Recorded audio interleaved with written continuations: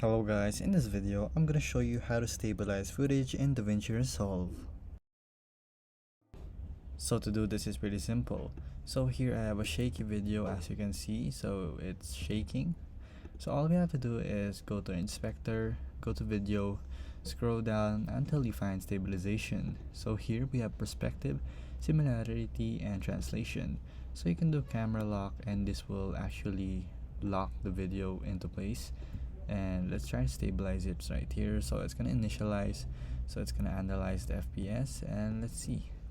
So basically it cropped into the video, and as you can see, basically there's no more actual shake. So as you can see, this is what it would look like if it's perspective. So there's different types of algorithms. You have similarity too, and let's try similarity. So here, this is the perfect one.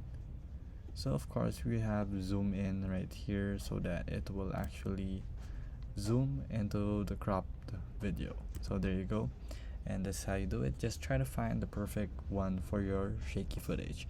So if this was helpful, please hit the like button and don't forget to subscribe.